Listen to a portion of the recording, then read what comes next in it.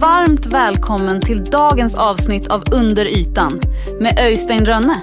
Här får du medborgarjournalistik utan filter. Här kommer dessutom analyserna som går rakt på sak i en tid där verkligheten ofta överträffar fiktionen. På den här kanalen synar våran Öystein en värld med djupa sår, men också med hopp och möjligheter till verklig förändring. Glöm inte att prenumerera och trycka på gilla-knappen så hjälper du till att sprida kunskap, insikt och engagemang. Ja, men hejsan, Öystein Rönne här. Jag har ju tänkt här då dela en video. Den är delvis kopplad till dagens lunchklubb. Idag den 31 januari då pratar vi. Det här är ett föredrag då som jag vill dela då. Videon kommer efter mitt inledande snack här. Ett föredrag av USAs ambassadör i Ryssland under perioden 1987 till 1991. Och han heter Jack Matlock. Han var alltså ambassadör där under tiden då. Dels när Berlinmuren föll då 1989, men också Sovjetunionen upplöstes ju i december 1991. Men han har ju därmed har han väldigt mycket intressant att berätta och han är verkligen frispråkig. Det här tog vi upp delvis då i lunchklubben som jag sa och refererade till en artikel i Newsvoice. Och den kommer jag lägga länk till i beskrivningsfältet under här. Så kan ni läsa artikeln också. Men jag har även då tagit reda på vad talet som man pratar om i artikeln hölls någonstans. Och det hölls ju då i Robert Strauss Center i Texas, Austin. Och det var ju då, talet hölls ju då 23 september 2014. Och den här mannen, han lever fortfarande. Jag tror han är över 90 nu för att han var 85 bast när han höll det här talet 2014. Men hans erfarenheter och hans kontakter då, han kan ju ryska också. Hans kontakter med Ryssland och hans inblandning då och insikter i vad som hände egentligen med NATO, alltså relationen USA-Ryssland, NATO-Ryssland och så vidare. Den är högintressant att höra för att förstå bakgrunden till bland annat Rysslands då invasion här utav Ukraina 2022. Så att det här är en bakgrund som jag tycker är viktigt att känna till som ni aldrig skulle få se i mainstream media. Det är jag ganska övertygad om faktiskt. Men hur resonemanget gick bakom, han hade ju kontakter då med dåvarande president såklart. Och Rysslands överhuvud då. Och innan Ryssland då blev till då 1991 så hette ju Sovjetunionen. Det här är intressant tycker jag och den vill jag dela helt enkelt. Och jag har låtit texta den via då Google. Men det finns också, jag kommer lägga länkarna som jag sa tror jag nyss till originalplattformen då, YouTube. Men också länken till den här Strauss Center. Det är ett center för säkerhet och lag kan man säga, ungefär så fritt översatt. Det talet höll han då som jag sa då 2014 så det är några år sedan men det är inte desto mindre intressant och det är på 1 timme och en kvart ungefär det här talet som kommer nu efter mitt snack här. För att förstå sammanhangen och många av er har säkert förstått rätt mycket men för mig var det här mycket matnyttigt som ändå tycker jag själv har varit ganska påläst och researchat ganska mycket då i relationerna här. Vad som drog igång det här kriget men också bakgrunden längre tillbaka i tiden då. Och det kriget då pratar jag om Ukrainakriget såklart. All right, det var det jag ville säga nu. Så kika på den här videon då om ni kan offra då 1 timme och 15 minuter till då. Så tror jag att det kan bli intressant för er. Ha det så gott så länge och tack så länge. Hej!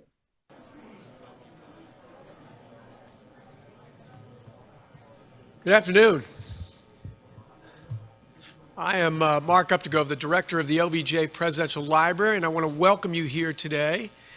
We are greatly privileged to have Ambassador Jack Matlock address a subject that is of great importance to us right now, our relationship between the United States and Russia. We are in an institution named for a president whose foreign policy was defined by the Cold War. And there are few men alive who know more about the Cold War and who are more instrumental in its ending than our guest today. Introducing Ambassador Matlock will be the distinguished scholar at the Strauss Center and the Frank Erwin Center, Centennial Professor in UT's Department of Government, Zoltan Barany. Zoltan?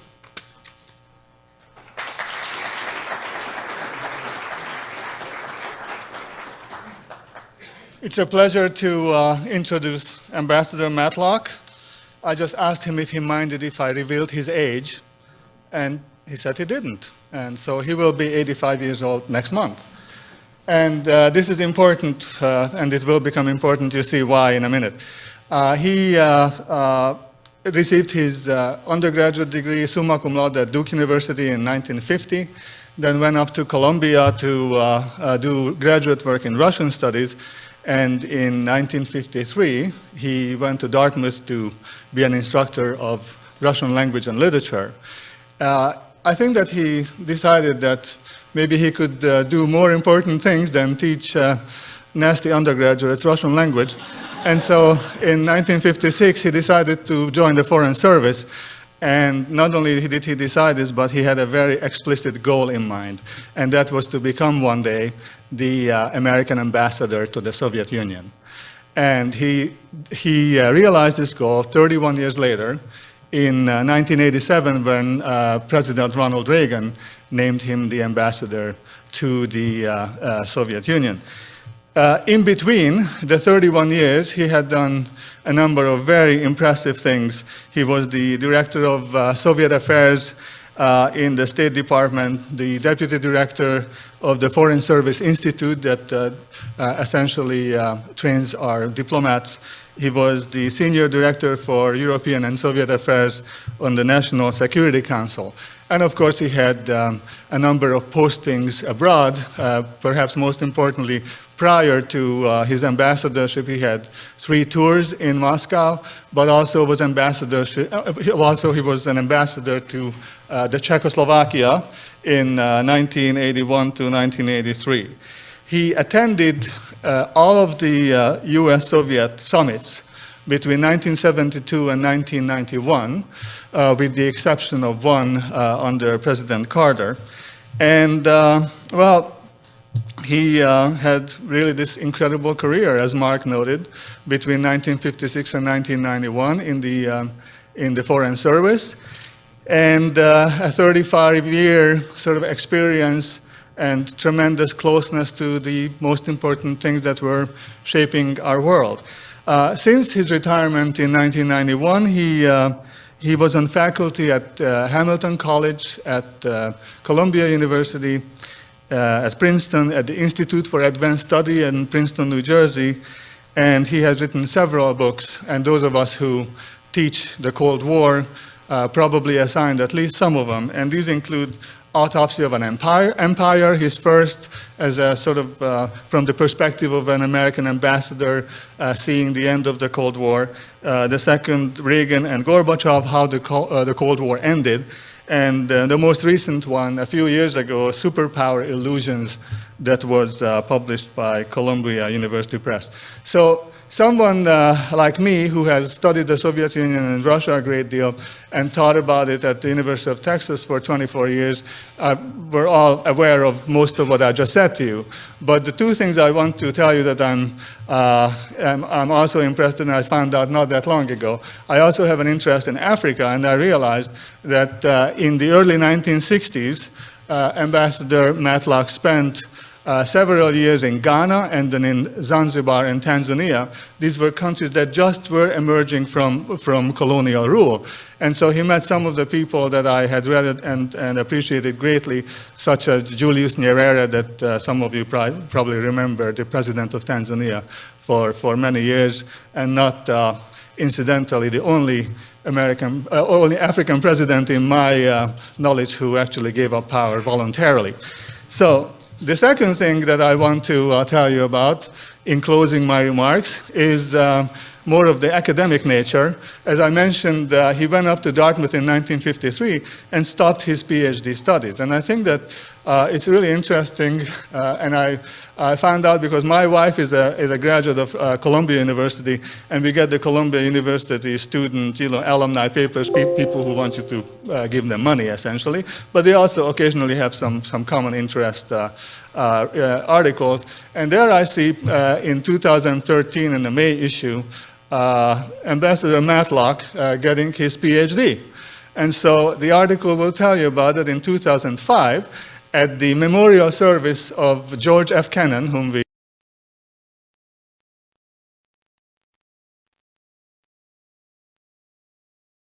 what I just said to you. But the two things I want to tell you that I'm also impressed in, and I found out not that long ago. I also have an interest in Africa, and I realized that in the early 1960s, Ambassador Matlock spent several years in Ghana and then in Zanzibar and Tanzania. These were countries that just were emerging from colonial rule. And so he met some of the people that I had read and appreciated greatly, such as Julius Nyerere, that some of you probably remember, the president of Tanzania for many years, and not incidentally the only only African president in my knowledge who actually gave up power voluntarily. So the second thing that I want to tell you about in closing my remarks is more of the academic nature. As I mentioned, he went up to Dartmouth in 1953 and stopped his PhD studies. And I think that it's really interesting, and I found out because my wife is a graduate of Columbia University, and we get the Columbia University student, alumni papers, people who want you to give them money, essentially. But they also occasionally have some common interest articles. And there I see in 2013 in the May issue, Ambassador Matlock getting his PhD. And so the article will tell you about it in 2005 at the memorial service of George F. Kennan, whom most of us will know intimately.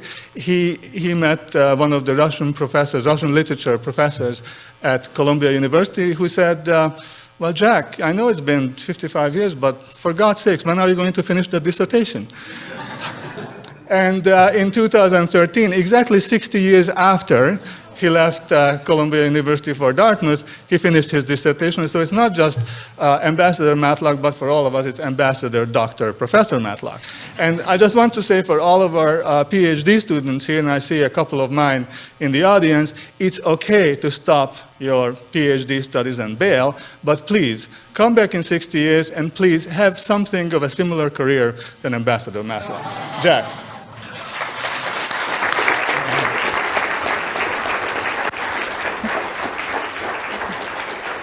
Thank you for coming. And he's going to talk to us about the end of the Cold War and also some more topical remarks about the Ukraine and so on. Thank you. Thanks very much. And I very much appreciate those kind words. I very much appreciate the invitation to come here for a lot of reasons. You know, somebody asked me, when were you last in Austin? And I had to think, and I was last in Austin in 1972 when I took my family, we have 5 children, on a camping trip across the United States. We had been living out of the country much of the time, and we tried to cover as many states as we could. And our youngest liked to have his picture taken in front of state capitals. So we came to Austin, sort of camped outside, came in town. I got his picture in front of the state capitol. You know, it's so big here that, I'm afraid I got a little bit of perspective distortion in pointing the camera, but we got that. And when I thought about it, I think, 72, what is it, 42 years? Anyway, thanks for bringing me back and to this wonderful presidential library, and I look forward to taking a look at it later. Now, I wanted to talk today about how we ended the Cold War, and I do that because we're hearing so much about Cold War II. The rhetoric now that we're hearing both in Russia and in Washington, and to some degree in parts of Europe, reminds us of the height of the Cold War. And yet, let me say right up front, I don't think we are entering a new Cold War, even though the rhetoric sounds like it. But I do think we've gotten ourselves in a very dangerous situation in terms of our relationship, in part because we have, in my opinion, failed to understand some of the lessons we should have learned when we ended the Cold War. Now,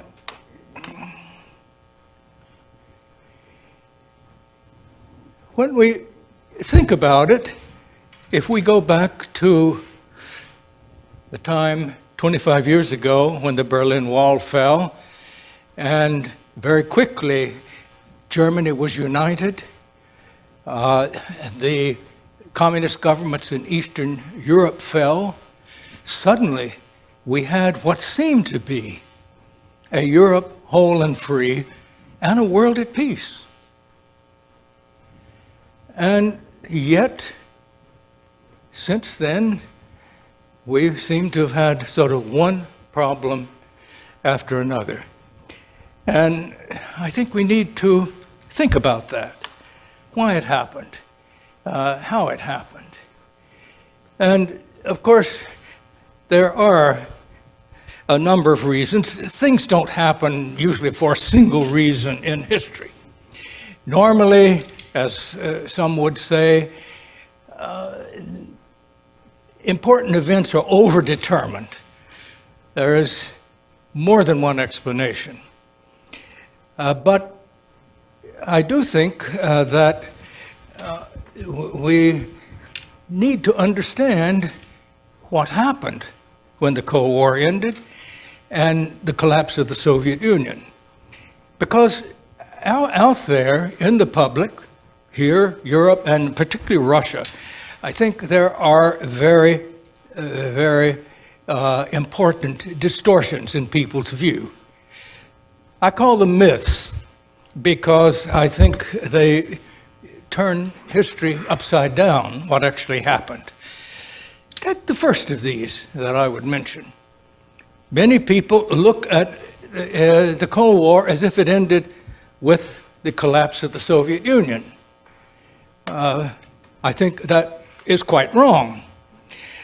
As a matter of fact, when I was shown a TV documentary, later shown on CNN and maybe other networks, about the end of the Cold War, I was shown an advanced version, and it had the Cold War ended with the collapse of the Soviet Union and the Russian flag going up over the Kremlin instead of the Soviet flag. And I told the producer, hey, you know, the Cold War had been over 2 or 3 years before the Soviet Union collapsed. It's wrong to think of it that way. And he said, well, but it's more dramatic to think of it that way. And I said, well, is this a documentary or is it a drama? Now, I'll talk later why it's important to get this straight. But there is a second myth, and that is when we talk about winning the Cold War, it sounds as if we're talking as if this was a military victory, or that it was something where one country was defeated by military and economic pressure. And that, in fact, communism itself was defeated by these pressures. That, too, I think, is absolutely wrong. Because the Cold War ended while communism was still in control of the Soviet Union. And it was not military pressure from the outside that brought the end of communism in the Soviet Union. But in fact, it was the leader of the Soviet Union, Mikhail Gorbachev, who step by step removed the party from control of the country. He was able to do that because the Cold War was over, and the military pressure from the outside freed him up to try internal reforms. And when he started these internal reforms, the operators of the Communist Party started resisting. And he did something very rare in history, and that was to put the interests of the country and its reform above the interest of the party, and even above the interest of his own power position. And he, therefore, he's the one who maneuvered the Soviet Union out from communist control. Now, the third myth, and you don't hear this so much now as you did for a while, but that the Cold War was something similar to World War III, and that the war on terrorism it follows is World War IV, and so on. Again, I think this is totally wrong, because the Cold War was not a war in a military sense. There were wars, Korea, Vietnam, but these were on the periphery. There was no war between the United States and the Soviet Union, and thank God we're here today because of that. We probably wouldn't be if we had had a real war. But the other issue here is this penchant we have for calling any concerted effort a war on drugs, war on poverty, war on whatever. When you use the term metaphorically, you're not talking about the sort of thing that happened in World War I and World War II. You're talking about something very different. But the problem of using that metaphor is people tend to think that you can win and lose the same way you win or lose a war. So I think we have to be very careful with these metaphorical terms. The thing about the end of the Cold War is that we negotiated an end in the interest of all parties. There were no defeated ones. And it's fine to say we won the Cold War in the sense that we prevailed without fighting, and we prevailed with our system intact, but we didn't defeat the Soviet Union when we won the Cold War. We ended in the interest of a Soviet Union which gave its leader the possibility of reforming the country, because its internal problems under the communist system were very great, and it was not going to be able to develop into a successful country in the world of the late 20th and certainly in the 21st century unless the bonds of the communist rule had been removed. And to think that the Soviet Union was defeated in the Cold War is absolutely wrong. Gorbachev negotiated with Reagan, with the first George Bush, and with the other Western leaders in the interests of his country. His was suffering from the arms race economically more than any of the rest of us. And to end it gave them the possibility of reform, at least theoretically.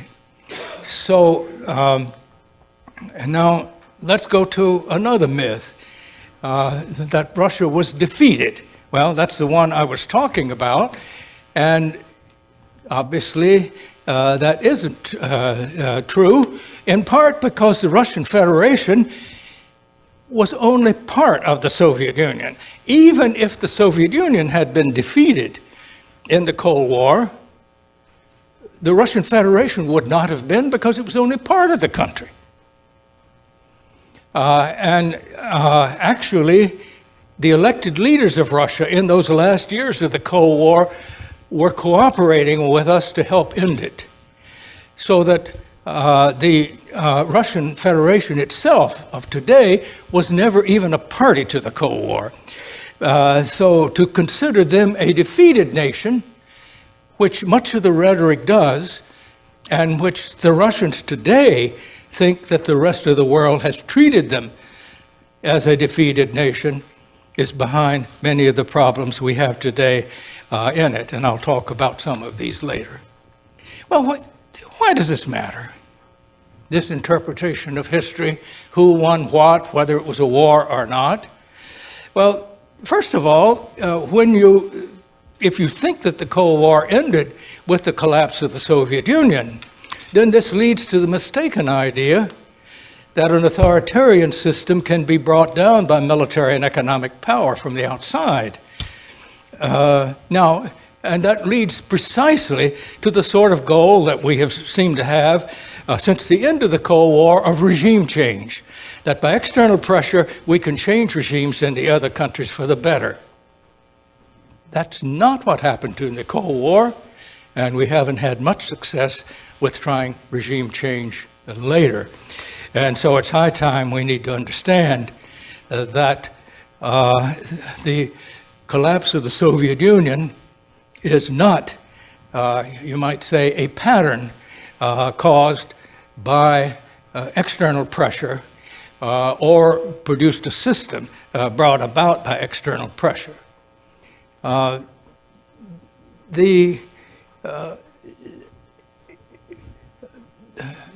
The problem here is that actually, by ending the Cold War, we gave Gorbachev the possibility, the leader of the Communist Party, to reform the country internally. And therefore, it is the opposite of bringing pressure to bear or removing a leader and thinking there's going to come from that something better. Now, the implications of the myth 3, that Cold War was in effect World War III, and that the war on terror is World War IV, it leads to the false notion that these metaphorical wars can be won the same way that the methods as to real wars. And we should have learned time and time again when you talk about the war on drugs or the war on poverty, or for that matter, the so-called war on terrorism. These are not problems that are amenable to the sort of military pressure or the military might that can win real wars. And when you get into Russia being defeated in the Cold War, that sort of implies that Russia as a defeated nation didn't play a role in ending the Cold War, even though they did, and that they're really not worthy of becoming a member of the Western Alliance. Now, when we say we won the Cold War, obviously we were not defeated. But the problem is, when you put it that way, it sounds like somebody was defeated. Yes, we won the Cold War, and that's why I call it a half-truth. But everybody else won. We ended the Cold War on terms that were in the interest of all parties. The United States, its allies, and the Soviet Union. And all are better off because of that. And to think of one side having been defeated is simply wrong. Symbolic of that was one of our most important agreements, the so-called INF Treaty, the one that abolished a whole class of nuclear weapons. And this was an agreement that President Reagan and President Gorbachev signed. And it was an agreement which broke precedent in a number of ways. Not only did it totally eliminate a whole class of nuclear weapons, but it provided the most thorough on-site inspection to make sure that neither side cheated. And that was important. So what actually brought an end to the Cold War was negotiations. Yes, they were backed by strength, but it wasn't strength alone. It was the negotiating process. So inasmuch as we negotiated and into the Cold War, we, I think, proved the power of diplomacy rather than the power of military strength, though obviously our military strength in giving us strength to negotiate was part of that. And if we had set out to say the communist regime has to change in the Soviet Union before we can deal with them, I can assure you we would still be in the Cold War. There would still be a Soviet Union. We're not trying to change the regime. Now, I think one of the reasons that people get confused and have gotten really the wrong idea of some of these things is that they conflate what I would call three geopolitically seismic events. When I call them seismic because it's the political equivalent of continents separating or clashing. The geopolitical world was simply rearranged. First, we ended the Cold War. Ideologically and philosophically, in my opinion, that happened in December 1988, when Gorbachev from the United Nations made an announcement that in effect implicitly rejected Marxism-Leninism as a basis of the Soviet political policy, and said explicitly that all countries should have a right of choosing their alliances. In other words, he was announcing in advance that the Soviet Union would no longer try to keep the East European countries in an alliance by force. By '89, when the Soviet Union allowed the East European governments to free themselves, then without intervening, this confirmed that the Cold War was over. Then the second of these seismic changes was when the Communist Party lost control of the Soviet Union. Now, this happened by stages between '89 and '91, and as I've said, because of moves that Gorbachev made. And third, when the Soviet Union shattered into 15 independent states in December '91, this occurred because of internal pressures, not because of external pressures. Now, the three events were connected, but each had a separate causation. If you go to the first, as I said, we had negotiations between particularly the American leaders and the Soviet leader, but also our European allies and other allies were very much involved in that. And these negotiations brought an end to the Cold War. The two figures, I think, that were absolutely crucial were Ronald Reagan and Mikhail Gorbachev. I believe that neither could have done it without the other. We can talk about that later if you want to. And then when the Communist Party lost control of the Soviet Union, it was Gorbachev, as I've mentioned, who maneuvered it out of power. And he did this because he saw that the party was resisting the sort of reforms he wanted the country to take. He couldn't have done this if the Cold War was on. So when one thinks that somehow we destroyed communism with our policies, they get it absolutely backwards. And I think this is so widespread. I recall that when President Reagan died, The Economist, the British magazine, had on its cover, "The man who defeated communism." Wrong. It was Gorbachev who defeated communism, and Ronald Reagan, President Reagan, would never have claimed to. His attitude was, yes, communism is a lousy system. If they want it, that's their business. What we object to is they're imposing it on other people. We have to stop that behavior, which of course we did to end the Cold War. And then when the Soviet Union shattered, what was the position of the United States? We didn't want that to happen. Yes, we wanted the 3 Baltic states, which we had never recognized as legally part of the Soviet Union, to regain their independence.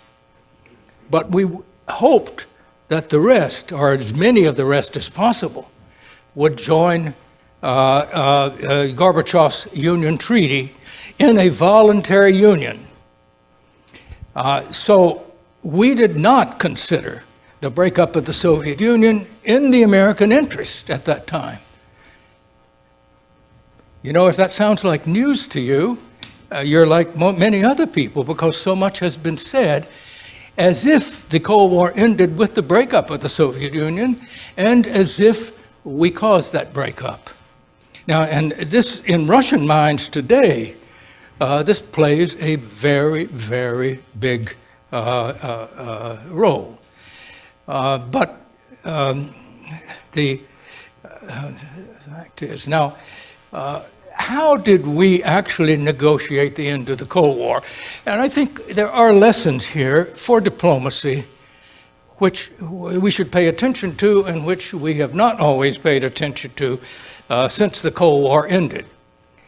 First of all, we set in the Reagan administration, right at the height of the Cold War, beginning about 1983 and 84, when we tried to put together our policies in a coherent policy, which would be negotiable with a reasonable Soviet leader, which we didn't have at the time, we put together a four-part agenda. One was to reduce arms, and particularly nuclear and other weapons of mass destruction. The second, to end our participation in conflict in third countries. Third, to improve respect for human rights. And the fourth, to bring down the Iron Curtain that was separating the world. Now, we didn't want to sound tendentious, so we called it, let's build a better working relationship. We began to put that agenda together in 1983 and 1984, before Gorbachev came to power. And there were three things that were not in it, and we need to bear that in mind. One, we didn't challenge the legitimacy of the Soviet system. Many of our hardliners at that time said, you know, we shouldn't treat them as equals. That's a revolutionary regime. They came to power illegally. All you can do is just shout them down and bring pressure to bear. That was never President Reagan's policy. Second, President Reagan specifically instructed us, we are not going to seek military superiority, because you can't make an agreement if your goal is military superiority. And third, we would not try to force the collapse of the Soviet system. There was no hint of regime change. We wanted to change the behavior of the regime, not to remove the regime. Now, it took Gorbachev a little while to respond. I've listed there some of the things that happened, but gradually, in part because we began to cast this agenda, not in terms of things they had to do, but in terms of things that we both should do, and tried to define the aims so that if the Soviet Union really did want peace and was going to stop trying to dominate its neighbors, we could come to terms. We started by proposing much expanded exchanges of people in every field, educational, cultural, sports, whatever. Gorbachev agreed at his first meeting with Reagan. We had agreed then at that meeting that we would cut our nuclear weapons by 50%. You know, President Carter, just a few years earlier, had proposed, without consultation in advance with the Soviets, a cut of 30%, and they immediately answered, that's too much, it must be a trick. So it became clear to us that, you know, we've got to stop shouting at each other and consult more privately before we do these things. And there was not much progress at that first meeting regarding the human rights or the regional conflict. But before President Reagan went to Geneva, he wrote down a memo for himself and the staff, and it was shared with us on our way to Geneva, saying that if he's got something wrong, we'll have time to brief him on it. And on human rights, he had a very important passage. He said, I think we are somewhat too upfront about human rights. Well, we were not somewhat too upfront, we were very upfront about human rights. And he said, hammering away at them on human rights will get cheers from the bleachers, but it will not help those affected. In fact, it could hurt them. And he went on to say, we've got to start dealing with human rights in private. And from then on, he and Secretary Schultz did do it privately. And not only that, as we got them to agree to certain things, we never said publicly we pressed for that or so on. And when Secretary of State Schultz first mentioned human rights in a private meeting with the new Soviet Foreign Minister, Edward Shevardnadze, the one that Gorbachev brought in to replace Gromyko, Shevardnadze answered, okay, you're going to talk about human rights in the Soviet Union. Can we talk about the status of African Americans and women in the United States? And Schultz said, well, of course. I think we're making progress, but we've got ways to go, and we can use all the help we can get. In other words, all of these issues, whether it was arms control or human rights, we at least rhetorically put in the contrast, let's cooperate to do something that is in the interest of both our countries. And I'll tell you, that works much better than hammering at another country publicly on things they're doing which we don't like. That doesn't work. Now, at the second summit meeting that Reagan had with Gorbachev, they came close to an agreement that would have abolished nuclear weapons in our two countries within 10 years. They came very close. I've written at length about this meeting and the fact that as close as they came, it probably wouldn't have worked in that form. But in fact, they did come very close, and though when the meeting ended, both were rather angry at the other for not coming to final terms, as they looked back just a few months later, both of them saw that the other really was trying to find a way out of this nuclear arms race. And in fact, by 1987, the Reykjavik meeting had occurred in '86. By 1987, we were officially negotiating our issues on the part of the American agenda, which we had set 2 years earlier. And we can see the results. There is the way the borders of Europe looked, the blue being NATO and the European Union, red and pink and gray being other areas, the gray neutrals. But you can see how quickly it expanded. Now, the second geopolitical transformation was the loss of control by the Communist Party. And there, of course, when that control was lost, and there was a series of events, I've listed some of them here, but step by step, the absolute control of the party and the secret police, the KGB, over society was loosened.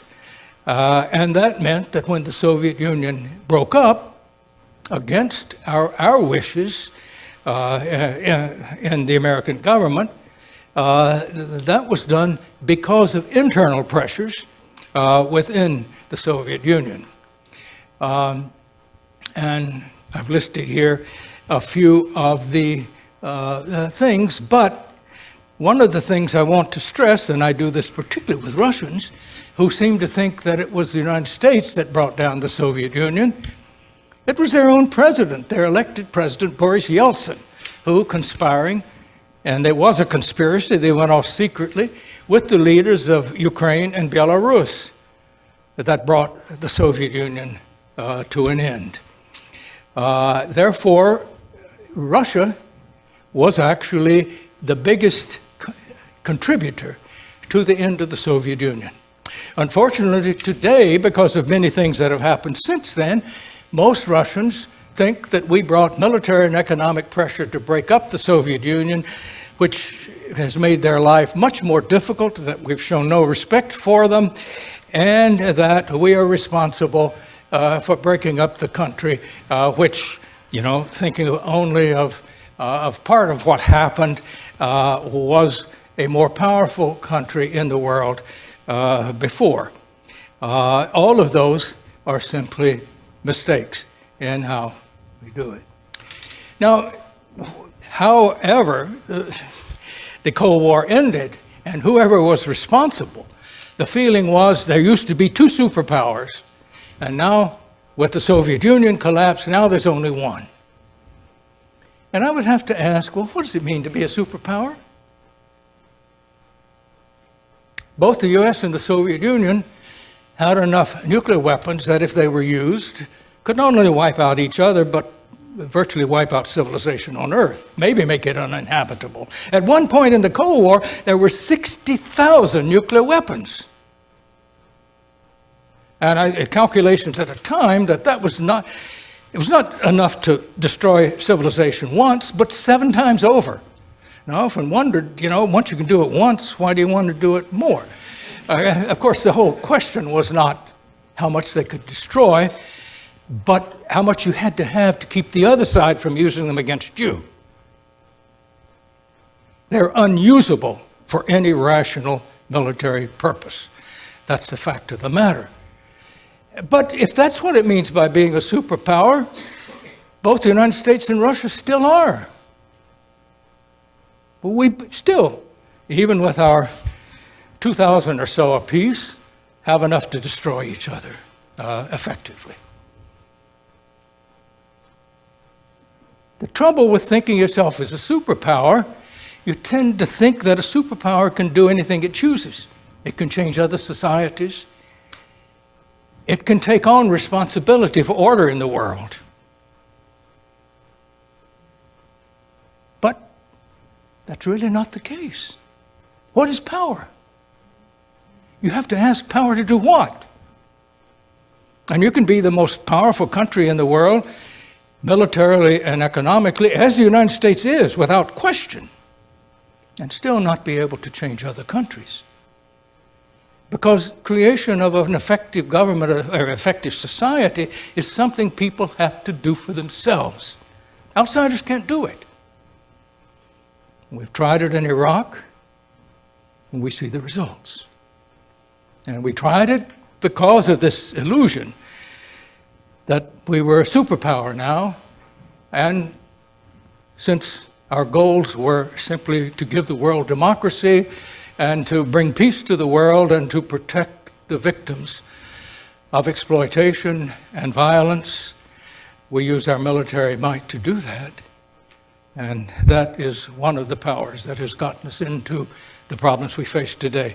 Now, time is running on. I want to leave time for questions. Let me just briefly go through what has happened since then that I think violated the sort of lessons we should have learned from the Cold War. The Clinton administration, I think, had some real achievements. They balanced the budget, and I think that was very important. And they did it by using some tax increases, which I think you can't do it without that, though that's not the only thing. They also did a number of other things that I think were laudable, but they missed a number of opportunities that once the Cold War was over, we should have made more progress. Arms reduction stalled. In the Reagan administration, we were aiming eventually to try to get nuclear weapons eliminated. Somehow that stalled. It stalled in the 90s. Imports of oil grew unchecked in the 90s, and we became more and more dependent. There was no peace in the Middle East, despite the Oslo agreements, because, we seemed not to really push very hard until right at the end of the administration. But as far as Russia was concerned, the worst decision was to start expanding NATO to the east and leaving Russia out of the structure of European security.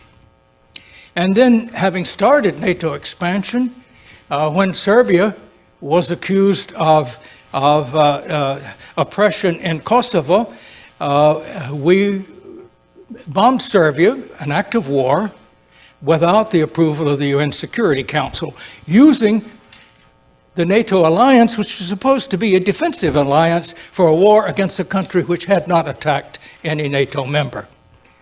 And of course, Russia took great exception to that. And basically, our defense posture didn't change. There were some small cuts in our defense budget, but we still were maintaining a defense structure which was predicated on the existence of a comparable, you might say, great power that could challenge us. And there wasn't any.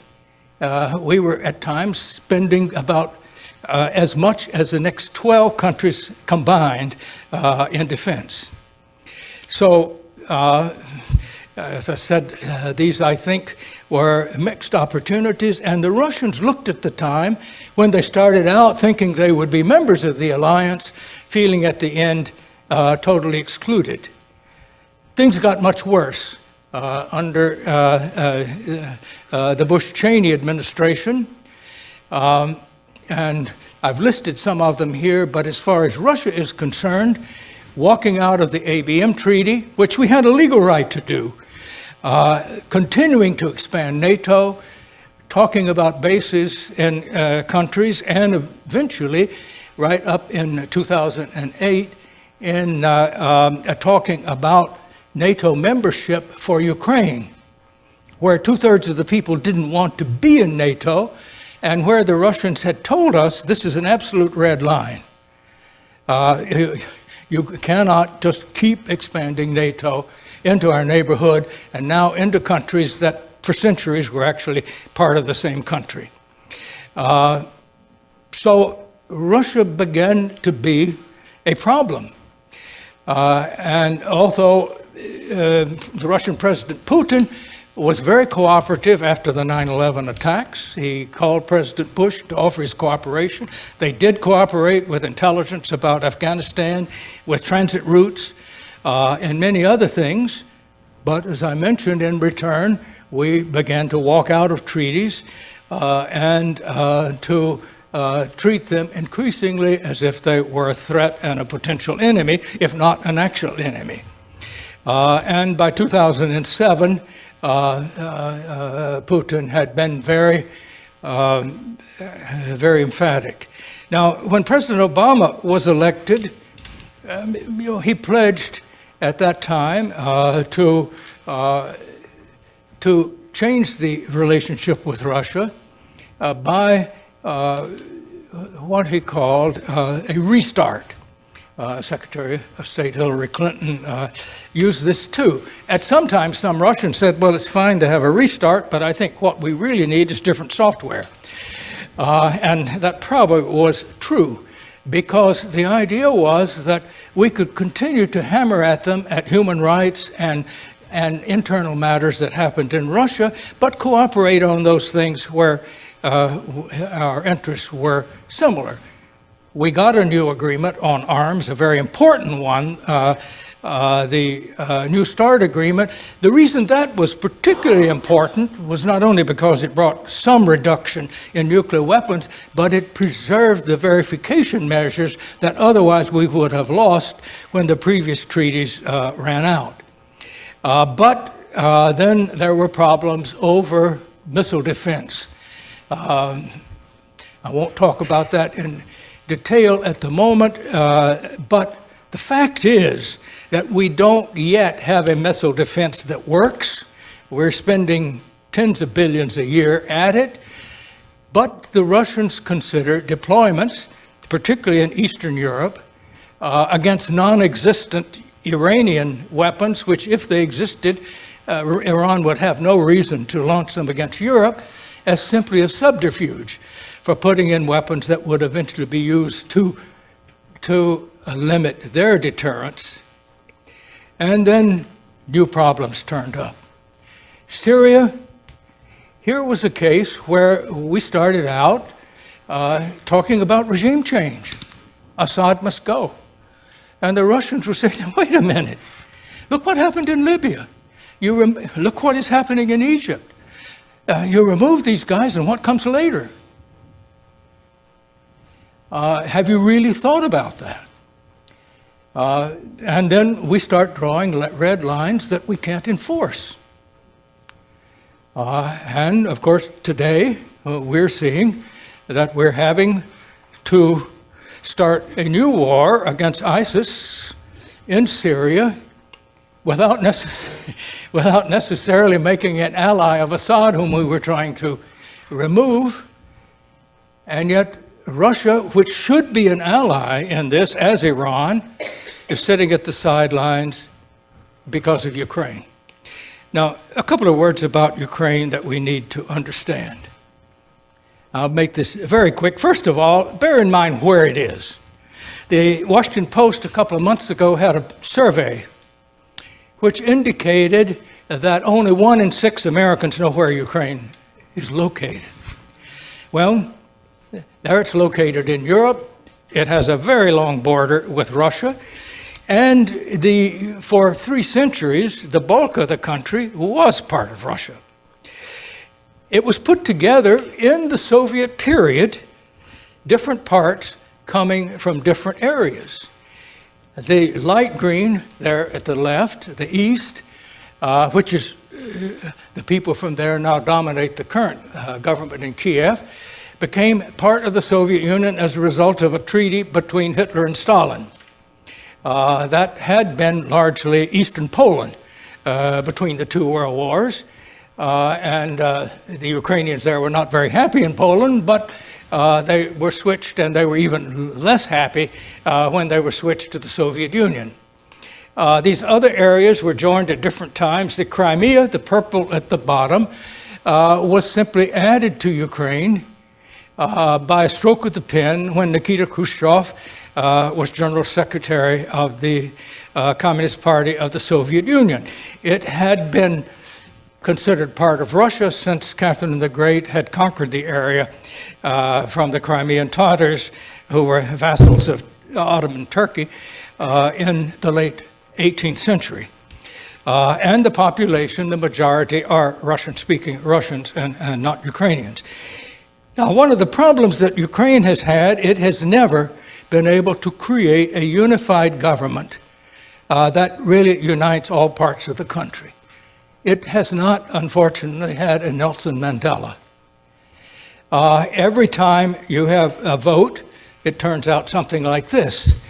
You get 80, 90% at one extreme voting for one, 80 or 90% at the other extreme voting for other, and they had a constitution of winner take all.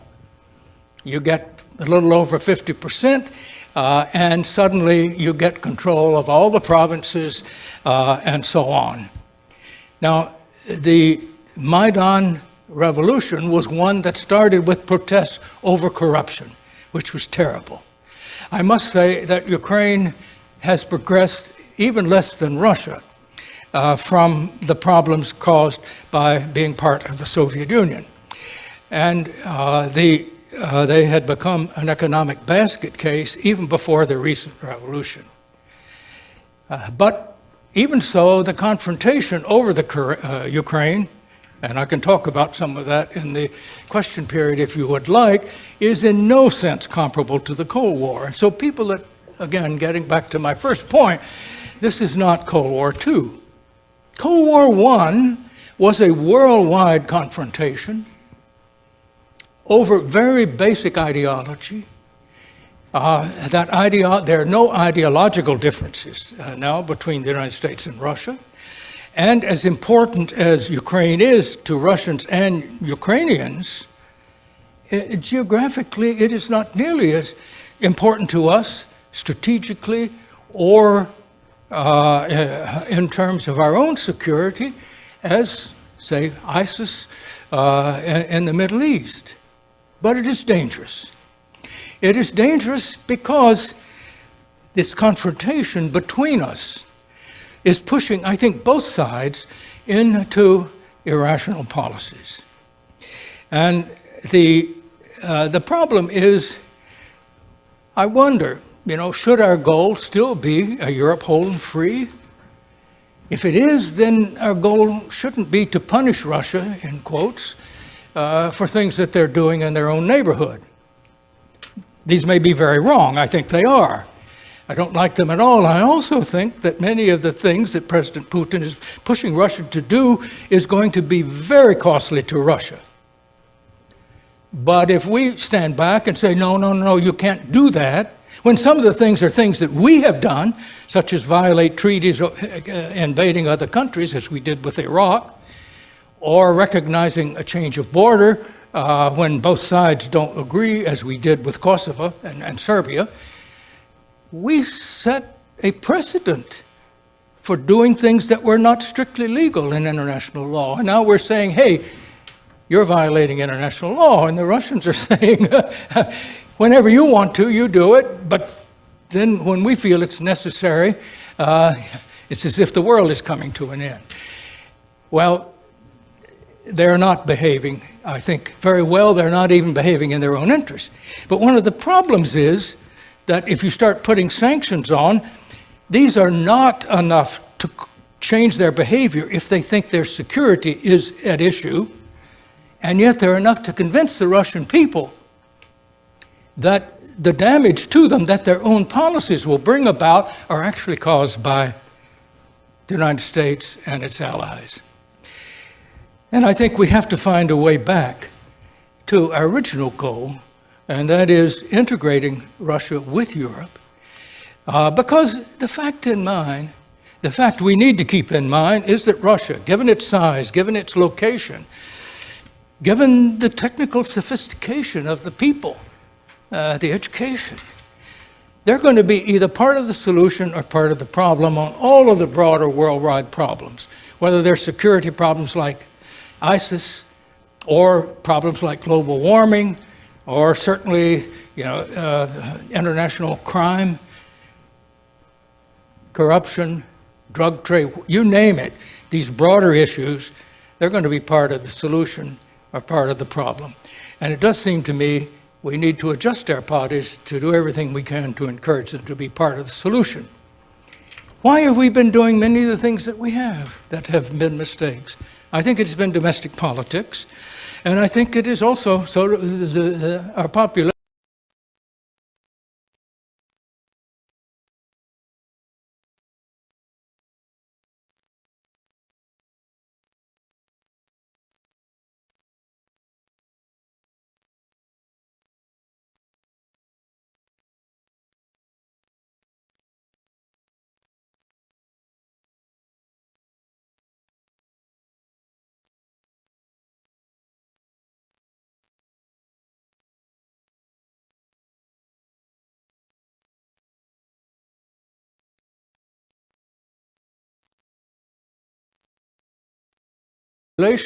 Making demands of the president that are unreasonable.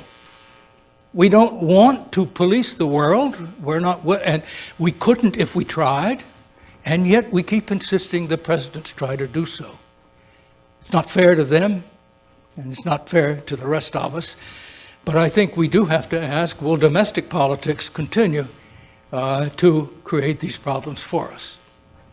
I'll leave that with you, and thanks very much.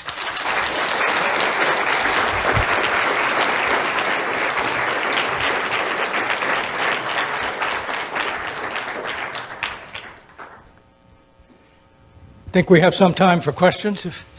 Yes. I'm taking a U.S. foreign policy class and we're discussing Vietnam War. And would you consider the Vietnam War a logical continuation of the Cold War, or would it be an aberration? Well, the Vietnam War was part of the Cold War.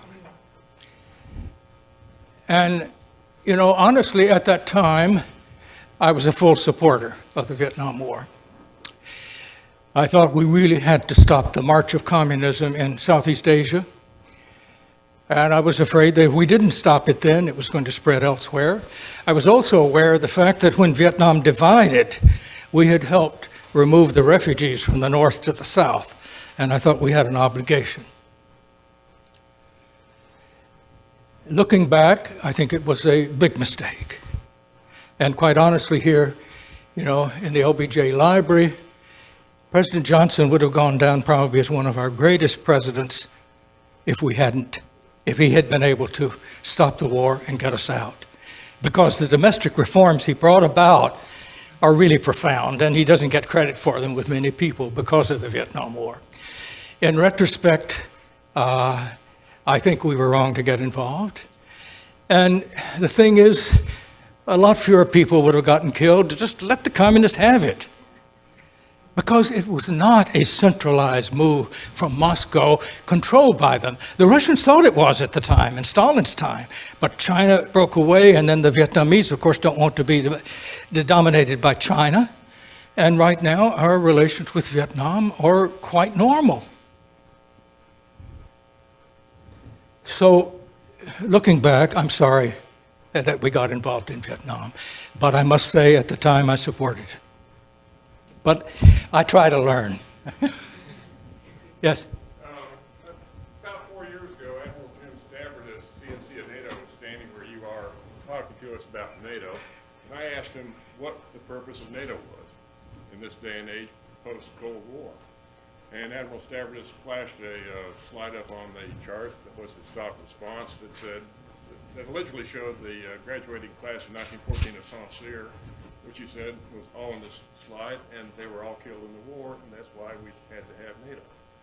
The problem is, of course, that wasn't an accurate picture of the class of 1914, and he was completely wrong in his facts on the percentage of classmates of 14 killed.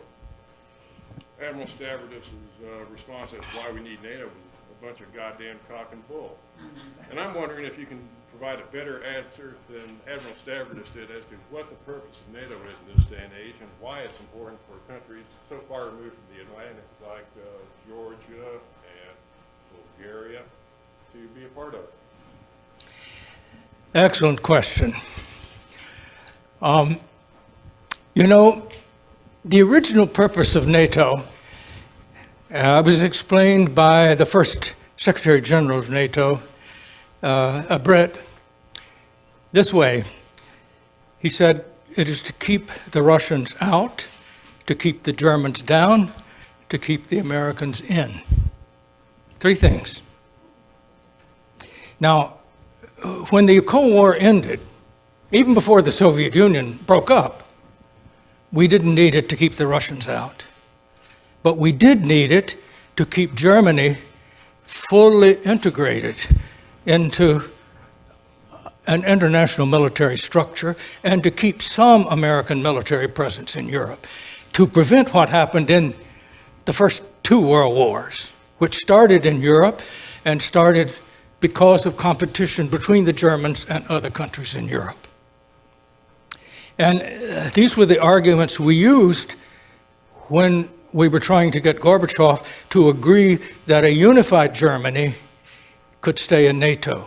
Because at first, when they saw that the Germans were determined to unify East and West Germany, and this was being determined by the Germans in East Germany, this is not something the diplomats worked out. The Germans voted with their feet and took control of that situation. And then the question was, we can't keep Germany from uniting. Will they be allowed to stay in NATO? And I remember Secretary of State Baker telling Gorbachev, February 90, think about this. Assuming there's no extension of NATO jurisdiction to the east, not 1 inch, wouldn't you be better off with a united Germany in NATO, which does 2 things, keeps Germany integrated in a military structure and keeps some American military presence in Europe? And Gorbachev's answer was, well, of course, any NATO expansion to the east is unacceptable, but I understand what you're saying.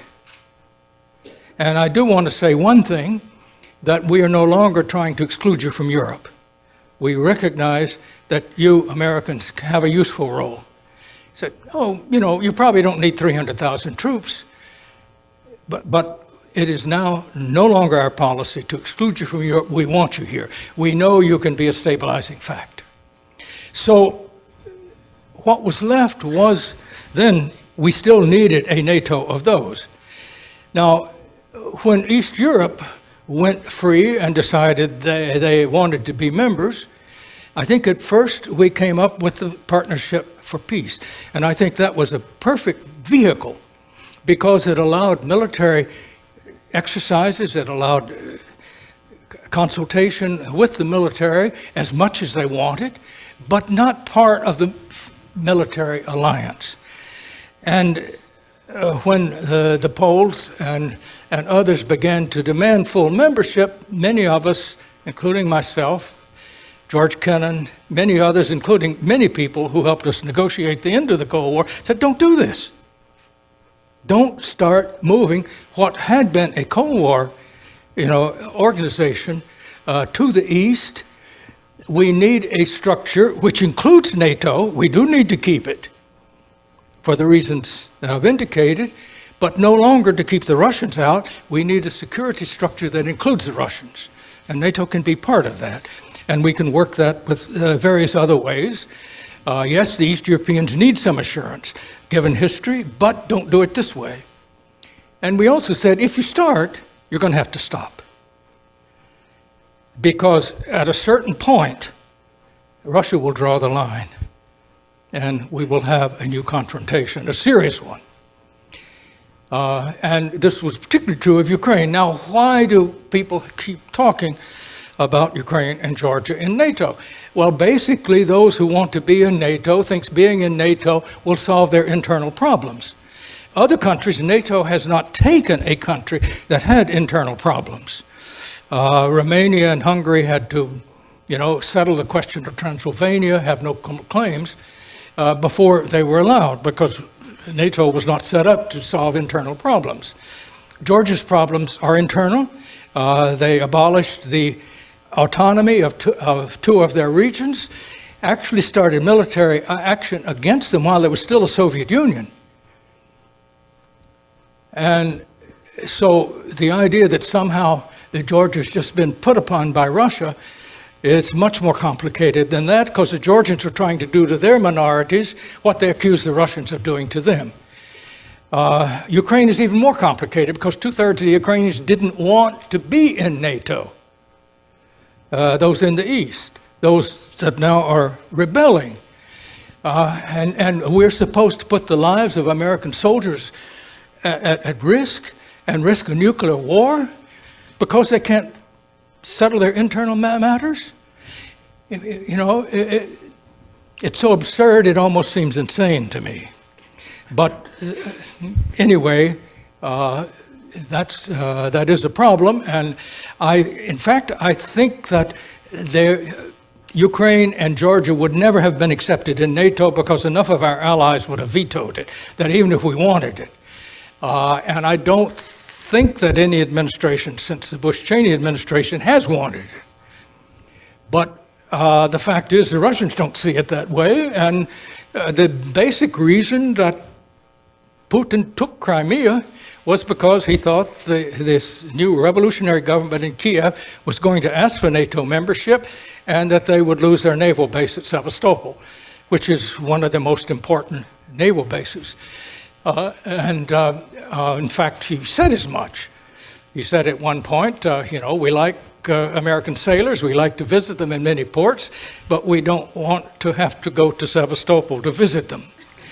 I think, people who look at this issue simply fail to look at it from the standpoint that other countries do. And you can say, well, Russia is no longer very powerful. But I'll tell you, in terms of using power in their own neighborhood, they're more powerful than we are, given the fact that neither side is going to use nuclear weapons over this. Yes? Here, a little louder. I have to. I'm sorry, what? Who's the responsible which do not want to cooperate with Russia? Who is responsible for not cooperating with Russia? Well, I can't answer that in the abstract. Cooperating with Russia on what? We have cooperated with Russia on some things and not on others. I think that one of the problems has been our attempt to use issues like human rights issues or issues of internal governance from the outside and publicly.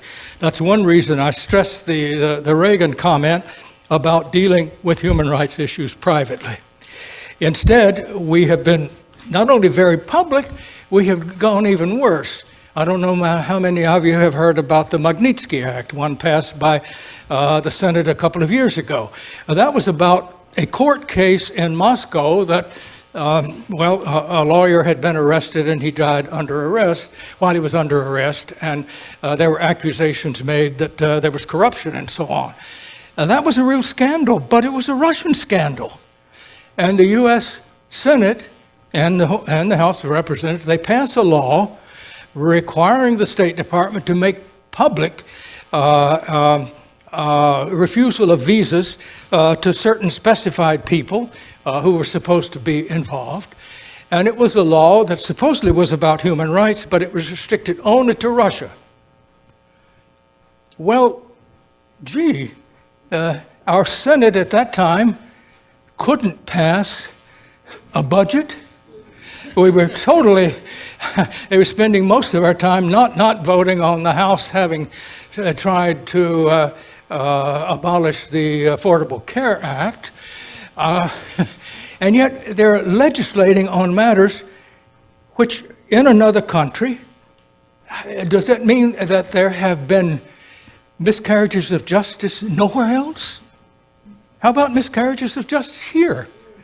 Just, I think it was last week, there were 2 people released, one of them from death row in North Carolina, who had been convicted on false evidence. When you think about it, now the Russians consider this the ultimate insult. And so they passed, when people feel humiliated and publicly humiliated, they react in irrational ways. So what did the Russian Duma do? They forbade Americans from adopting Russian orphans. Americans had adopted over 60,000 Russian orphans over time, and there had 1 or 2 cases of tragedies that had occurred, to be sure, but most of them had been very practical. Well, they were penalizing their own people, and yet you get this atmosphere that you're somehow enemies. And they get the feeling that, again, combined with these other ideas, these are the people who brought down the Soviet Union, that created conditions in Russia in the 90s. They called it democracy, but it was really anarchy. And the Russians look back at that and say that wasn't democratia, that was dermokratia. Democratia is democracy, dermokratia is shitocracy.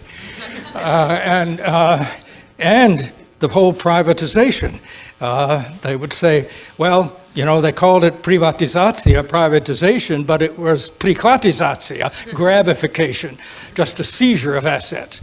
So, and although that was something that they did, because of these sort of attitudes, public attitudes, you hear they begin to blame us, just as they blame us, oh, you broke up the Soviet Union just to make us weak, when it's the exact opposite of the truth.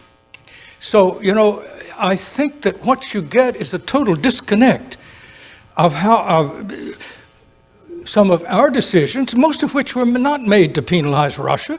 We started expanding NATO because East Europeans wanted it, and we have a lot of East European voters in Pennsylvania and Illinois, and President Clinton needed them to get reelected in '96. Get back to domestic politics on many of these things. And it had much more to do with that than it did. We weren't setting out to penalize Russia. And yet, once you start a process, you keep doing it. And let's say this process is one which, at the time, many of us said, it's going to be very hard. It's going to be a long fight to establish a real democratic regime in Russia. Russia's never had democracy. They don't know, they don't really know about it. But if we treat them as an enemy, you are going to undermine any democratic process you have. And that is precisely question. It's not that we are causing necessarily these clampdowns in Russia, but the interaction of what I've called inconsiderate American action and Russian overreaction and feeling of humiliation has brought us to a situation where neither side is benefiting. You have another question? This will be the last one. Maybe the lady here, yes. You showed a little bit of it there, but I'm wondering about your Russian language skills and where you picked up Russian and if you're still keeping up your skills and how you're doing that. Well, personally, I got interested in Russian when I was still in high school, but I didn't have a chance to study it until my third year in college. I started, and first of all, I got fascinated by Russia and Ukraine, the Soviet Union as a whole, during World War II when I was in high school. But I grew up in Greensboro, North Carolina, and we didn't have many people who spoke any foreign language there, not even Spanish, and in the 30s and 40s. So as a freshman, I read Crime and Punishment, a translation, and I got fascinated by Russian literature and started reading more and more. And then when Duke started offering Russian for the first time in 1948, I was in the first class. And eventually I decided to specialize in it. So I continued my studies. And eventually I did my graduate work majoring in Russian literature. And frankly, for my diplomacy, I could not have had a better major. Of course, I took international relations courses and all of that. But you know, the thing about diplomacy, I don't want to say forget international relations theory. I mean, any scholar needs to understand what these theories are. But as a practical diplomat, diplomacy is human relations. And you need to understand and respect the culture of the people you're dealing with. And anybody who's studied Russian literature knows they've got a great culture.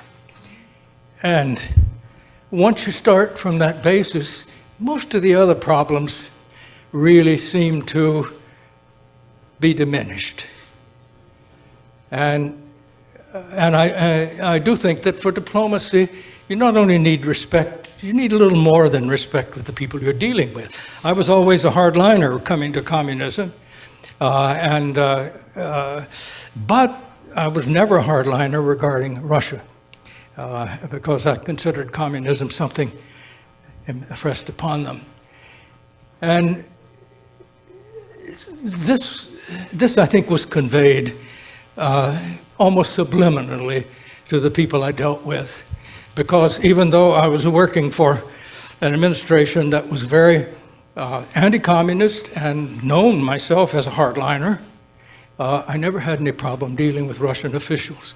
After I came as ambassador, and I mentioned this only because you mentioned language, and I think this is part of it. After a few months in one of my receptions, one of the junior officers in the foreign ministry was coming through the reception line, and he asked, I'd like to have a word with you later. And I said, sure, and I took him aside later, and I said, what is it you wanted? And he said, I'm the note taker in a lot of your meetings with our minister. And you say things that if anybody else said them would send him up the wall. When you say it, somehow he accepts it. What's your secret? Nobody had asked me that before. And I thought for a minute, and I said, well, maybe it's because, I really love this country, even when I don't like your policies. And he said, I thought so, and I wondered if you understood it. On that happy note, thank you all for coming. And thank you, thank you for coming. It was